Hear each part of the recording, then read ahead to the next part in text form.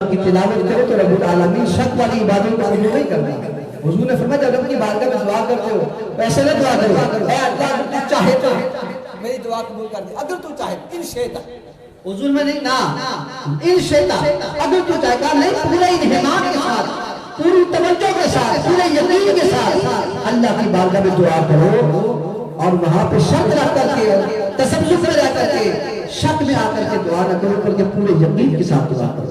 لا ریب فیہ، اس میں کوئی شک نہیں ہے، یقین ہی یقین ہے۔ اب ذرا اہل بیت کا بھی ذکر ہو جائے، وہ قرآن ہے، یقین تھا یہ قرآن وہاں پہ نازل ہوا جس گھر میں قرآن نازل ہوا اسی گھر میں امام حسین بھی فرما چاہیے، جس سینے پہ قرآن نازل ہوا اسی سینے پہ حسنین کھیلتے ہوئے نظر آتے ہیں۔ گویا کہ قرآن کا اور اہل بیت اہل کا قرآن کا اور امام حسین کا قرآن کا مولا علی کا یہ جو ساتھ ہے یہ روز اول سے ہے، اور میرے آقا نے فرمایا یہ کبھی جدا نہیں ہوئے، یہ جب بھی دیکھے تو مکہ میں بھی اکٹھے ہیں، یہ مدینے میں بھی اکٹھے ہیں، نبی کے سینے میں بھی اکٹھے ہیں۔ حضور نے فرمایا لن یتفرقا حتی یرد علی الحوض، یہ کبھی بھی جدا نہیں ہوئے یہاں تک کہ قرآن اہل بیت قرآن مولا علی قرآن امام حسنین کے ایمان یہ کبھی جدا نہیں ہوں گے، اکٹھے میرے پاس حوض کوثر میں پہنچیں گے۔ جس سینے پہ قرآن نازل ہوا اسی سینے پہ امام حسین پر نہ چڑھے، تو گویا اتنا یقین والا کلام، اتنا یقین والا کلام آپ کو پورا یقین کہ میں نے میدان کربلا میں جانا ہے، مکہ سے چلے تو قرآن پڑھ رہے تھے، میدان کربلا میں پہنچے تو قرآن پڑھ رہے تھے، گویا قرآن نازل ہوا حسنین کے نانا پہ، اس کی تلاوت کا حق ادا کیا حسنین کی ماں نے، اور اس کے احکامات کی تکمیل کو مکمل کیا، تکمیل کی میدان کربلا میں نیزے کی نوک پہ اپنا سر رکھ کے اس کے احکامات کی تکمیل کو تو قرآن کی تلاوت کر رہی ہے، جھولا جھلاتی ہے تو قرآن کی تلاوت کر رہی ہے، گھر میں جھاڑو دیتی ہے تو قرآن کی تلاوت ہو رہی ہے، چکی پیستی ہے تو قرآن کی تلاوت ہو رہی ہے، گویا کہ بچے پہ دودھ پلا رہی ہے تو قرآن کی تلاوت ہو رہی ہے۔ پھر امام نے اس پنکا وعدہ کر لیا کہ میری ماں آپ سے میرا پکا وعدہ ہے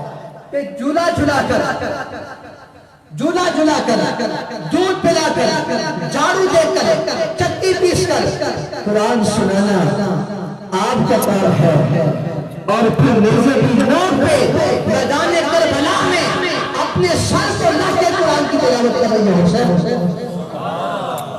حسین کا کام ہے، لا ریب فیہ، اس میں کوئی شک نہیں ہے۔ یہ قرآن نسبت مصطفیٰ میں پڑھا جائے تو پھر مزہ دیتا ہے، پھر یہ ذریعہ حیات بن جاتا ہے۔ یہ قرآن حیات ہے، مومن کی زندگی ہے، یہ ہماری بیساکھی ہے۔ اب دیکھیں علامہ اقبال رحمۃ اللہ علیہ آپ کے پاس کو ملنے کے لیے گیا تو اس نے دیکھا وہ صوفی ملنے کے لیے گیا تو دیکھا کہ علامہ اقبال رحمۃ اللہ علیہ کے سامنے میز ہے، میز کے قرآن کتابیں ہیں، کتابوں کے اوپر قرآن پڑھا عام حالت میں۔ تو اس جانے والے نے پوچھا کہ شاعر مشرق بھی ہیں، علم دوست بھی ہیں، علم کے ساتھ شغف بھی ہے، اور آپ تو اللہ کے ولی بھی ہیں، اور قرآن بھی عام حالت میں سامنے رکھا ہوا ہے، آپ کیا جواب دیتے ہیں؟ آپ کہتے ہیں ذرا یہ بتاؤ کہ اگر کوئی بندہ معذور ہو تو بیساکھی اپنے پاس رکھتا ہے دور رکھتا ہے؟ کہا بیساکھی تو پاس رکھتا، اقبال قرآن کے بغیر معذور ہے، یہ چلتا ہے تو قرآن کے سہارے، یہ بولتا ہے تو قرآن کے سہارے، اس کا بیٹھنا اٹھنا اوڑھنا بچھونا یہ قرآن ہے، گویا کہ یہ میری بیساکھی ہے، اگر میں دور رہوں تو میری زندگی میں جینا حرام ہو جاتا ہے۔ یہ وہ قرآن ہے جس کی وجہ سے آج اقبال سانس لے رہا ہے۔ اس نے کہا لوگوں وہ معزز تھے زمانہ میں عامل مسلمان ہو کر جنہیں تم پڑھتے ہو تاریخ میں کہ انہوں نے دریائے دجلہ سے کہا کہ دریائے دجلہ راستہ چھوڑ دے، جن کے لیے دجلہ کا دریا بھی راستہ چھوڑ دیتا ہے اور وہ اپنے گھوڑے دریا میں ڈالتے ہیں، تو تاریخ بتاتی ہے کہ دجلہ کا دریا اپنے چوبن پہ بہ رہا تھا جب حضرت ابو وقاص حضرت سعد بن وقاص اپنا گھوڑا ڈالتے ہیں تو دریائے دجلہ سے دور آسمان کی طرف جاتی ہے۔ یا وہ لوگ جنہیں تم دیکھتے ہو کہ دجلہ میں گھوڑا کرتے ہوئے پار کرتے ہیں، ان لوگوں کو تم دیکھتے ہو تاریخیں پڑھتے ہو، کیا وجہ تھی ان کے کامیاب ہونے کی، کیا علامت تھی؟ اس نے کہا وہ معزز تھے زمانہ میں عمل مسلمان ہو کر اور ہم خار ہوئے تارے چکا، دست و دست دریا بھی نہ چھوڑے ہم نے. یہ قرآن کا فیضان ہے. کیا فیضان ہے؟ دست و دست دریا بھی نہ چھوڑے ہم نے، بحر ظلمات میں جلا دیے گھوڑے. صرف فیضان ہے تو قرآن کا ہے. میرے آقا نے فرمایا خیرکم من تعلم القرآن وعلمہ. تم میں سے بہتر وہ ہے جو خود بھی قرآن پڑھتا ہے اور لوگوں کو بھی قرآن سکھاتا ہے.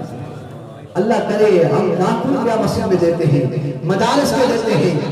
اللہ کرے ہمارے دل میں یہ سوچ آ جائے میرے 4 بچے ہیں، مولا ایک بچہ میرے دین بچوں کی خدمت کے لیے پیش کرے. اللہ کرے وہ دن آ جائے گھر میں سے حافظ قرآن اٹھے. میرے آقا کا حدیث روایت ہے جس گھر میں کوئی قرآن کا عالم نہیں ہے، قرآن کا حافظ نہیں ہے، وہ گھر زندو کا گھر نہیں ہے، وہ اردو کا گھر ہے. اور جس گھر میں ایک عالم دین پیدا ہو جائے، عالم دین پیدا ہو جائے، میرے آقا کا فرمان ہے کہ عالم کی شان یہ ہے. جبریل امین نے پوچھا نا کہ یا رسول اللہ عالم کی شان کیا ہے، آپ کی امت کے علماء کی شان کیا ہے؟ میرے آقا نے ہم سراج امتی فی دنیا والآخرہ، وہ میری امت کے چراغ ہیں جن کی بدولت دنیا میں بھی روشنی ہے اور آخرت میں بھی روشنی ہے. میرے آقا نے کہا خیرکم من تعلم القرآن وعلمہ. تم میں سے بہتر وہ ہے جو خود بھی قرآن سیکھتا ہے، لوگوں کو قرآن سکھاتا ہے. اب شان مصطفیٰ دیکھیے، ہم تو اس طرح جنہوں نے صوفیوں سے قرآن پڑھا، ہم نے تو ان سے دین سیکھا ہے، ہم نے تو ان کی جوتیں اٹھائی ہے. جنہوں نے بخاری پڑھائی ویسے مصطفیٰ میں ڈوب کر قرآن پڑھایا جس کو مصطفیٰ میں ڈوب کر میں خیرکم، تم میں سے بہتر ہے. اب جب آقا نے یہ ارشاد فرمایا، سامنے صدیق اکبر ہے، سامنے عمر فاروق ہے، عثمان غنی ہے، مولا علی ہے، عشرہ مبشرہ ہے رضوان اللہ تعالیٰ اجمعین. آقا ان سے خطاب کرتے ہوئے کہہ رہے ہیں، فرما رہے ہیں خیرکم، تم میں سے بہتر. آقا نے یہ نہیں فرمایا خیر الناس، اپنے آپ کو شامل نہیں کیا کہ ہم میں سے بہتر ہوا ہے. کیوں؟ میرے آقا جانتے تھے کچھ عقل کے آدمی ایسے بھی ہوں گے کہ جو اپنی سریلی آواز پر، اپنے حافظے پر اور اپنی سریلی آواز پر کسی وقت تکبر کرتے ہوئے گھمنڈ میں آ جائیں گے اور کہیں گے لوگوں یہ کون سے، دیکھو ہم کتنے بڑے قاری قرآن ہیں، ہم کتنے بڑے حافظ قرآن ہیں، ہم کتنے بڑے شیخ قرآن ہیں. ہم قرآن پڑھنے میں نبی جیسا قرآن پڑھتے ہیں. میرے نبی کو اس بات کا علم تھا، اس لیے میرے آقا نے نہ ہماری مثل نہ بننا. اے ابو بکر یا ابا بکر لم یعرف حقیقت غیر ربی، اے ابو بکر میری حقیقت کو میرے رب کے سوا سے نہیں جانتا.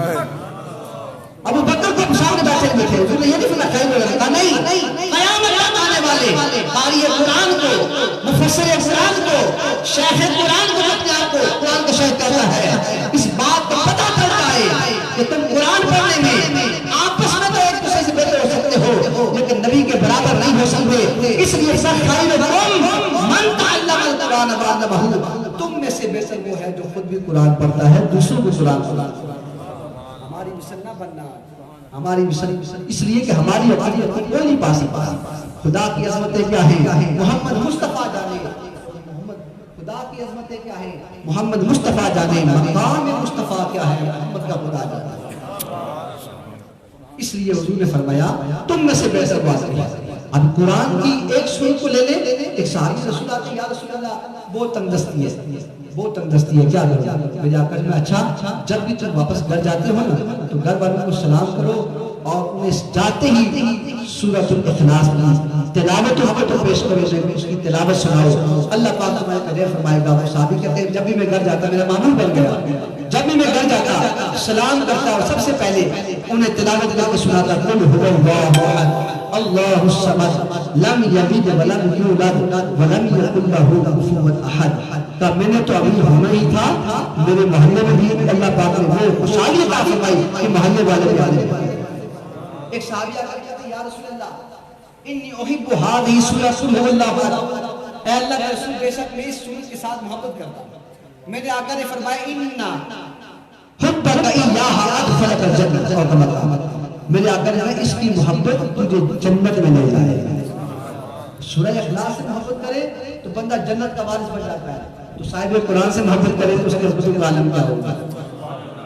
رسول اللہ نے فرمایا جس گھر میں تنگستی ہو سونے سے پہلے سورۃ الواقعہ کی تلاوت کرو. اس سورت کا دوسرا نام ہے سورۃ الغنی. جس گھر میں گھر کا مالک اس کے بچے یا بچیاں ہر رات سونے سے پہلے سورۃ الواقعہ کی تلاوت کرتے ہیں، رب العالمین دین و دنیا کی دولت سے گھر کو مالا مال کرتا ہے.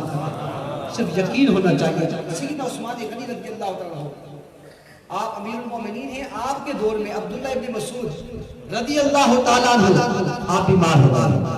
عبداللہ ابن مسعود وہ عبداللہ ابن مسعود ہے کہ آج جہاں عبادت کرتے ہیں، جو نماز پڑھتے ہیں، ان کے طریقے کے مطابق 18 سال حضور کے ساتھ رہے. صرف یہ ڈیوٹی تھی کہ حضور کے اصحاب مبارک اور حضور کے نالین پاک کی حفاظت فرمائے. حضور جب مسجد میں آتے آپ ان کے اصحاب بھی اپنے سینے سے لگا لیتے، ان کے نالین پاک بھی سینے سے لگا لیتے. اب جب بھی صحابہ ان کو مخاطب کرتے تو ان کا نام نہیں لیتے تھے، بلکہ کہتے یا صاحب النالین والعصا، اے ہمارے نبی کے نالین کی حفاظت کرنے والے اور عصا کی حفاظت کرنے والے. اس طرح مخاطب ہوتے. اور ایک دفعہ آ رہے تھے، جمعہ کا دن تھا، حضور کا خطبہ ارشاد فرما رہے، ابھی مسجد سے باہر پہنچے تھے تو کچھ صحابہ کھڑے ہو گئے، کچھ لوگ کھڑے ہو گئے، انہوں نے سننا شروع کر دیا. حضور خطبہ ارشاد فرما رہے ہیں، انہوں نے سننا شروع کر دیا. آج کل کیسے ہوتا ہے، امام صاحب تقریر کر رہے ہیں، خطاب کر رہے ہیں، آنے والا بندہ آ کے سننا شروع کر دیا. میرے آقا جلال میں آپ نے بیٹھ جاؤ. عبداللہ ابن مسعود باہر تھے جہاں صحابہ کی جوتیاں پڑی جائیں. آپ کے کانوں میں یہ آواز پہنچے، حضور ادھر عبداللہ ابن مسعود ادھر ہی بیٹھ گئے. جب وہیں بیٹھ گئے تو میرے آقا نے دیکھ لیا. جمعے سے فارغ ہوئے نا تو میرے آقا نے فرمایا اے میرے صحابہ، میری امت کے، میرے ہر امتی کے جس عمل سے عبداللہ ابن مسعود راضی ہے، میں محمد بن عمر سے راضی ہوں. گویا ان کی رضا میں میری رضا ہے.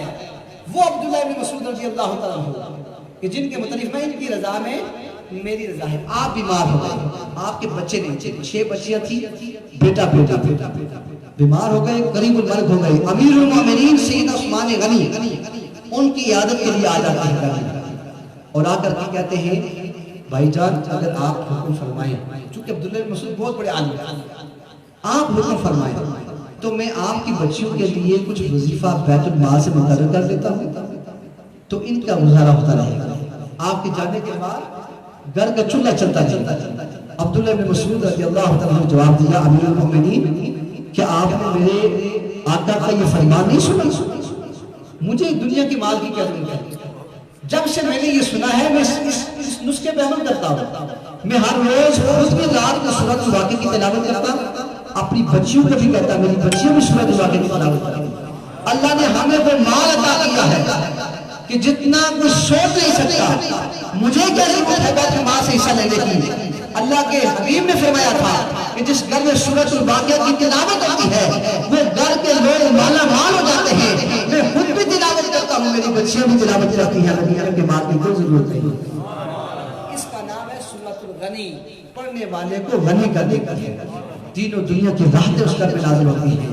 میرے آقا نے فرمایا جس نے اپنے سینے کے اندر قرآن کا کچھ حصہ محفوظ کر دیا یا سارا قرآن حفظ کر لیا، اس کا مقام یہ ہے کہ لو جعل القرآن فی احاط بخاری کے حدیث ہے، اگر قرآن کو چمڑے میں بند کر دیا جائے ثم القی فی النار، پھر اسے آگ میں ڈالا جائے محترقہ، اور کما قال حضور فرماتے ہیں وہ آگ اس چمڑے کو نہیں جلائے گی. اب عقل میں یہ سوال آتا ہے، یہ بات آتی ہے کہ چمڑے کا کام ہے جل جانا، آگ کی خاصیت ہے دوسری چیز کو جلا دینا. چمڑے کو جو آگ جلدی لگتی ہے، یہ آقا کے فرمان میں حکمت کیا ہے؟ تو صوفیاء یہ کہتے ہیں اور محدثین کلام کرتے ہیں کہا یہاں پہ چمڑے سے مراد دنیا کا چمڑا نہیں ہے، بلکہ چمڑے سے مراد بندہ مومن کا سینہ ہے. آگ سے مراد یہ دنیا کی آگ نہیں ہے، اس سے مراد جہنم کی آگ ہے. واہ، حضور کا فرمان یہ ہے کہ جس کے سینے میں قرآن ہوگا اگر وہ بندہ کسی وجہ سے جہنم میں اسے جانا نہیں پڑا، جب جہنم میں قدم رکھے گا وہ جہنم کی آگ بندہ مومن کے سینے کو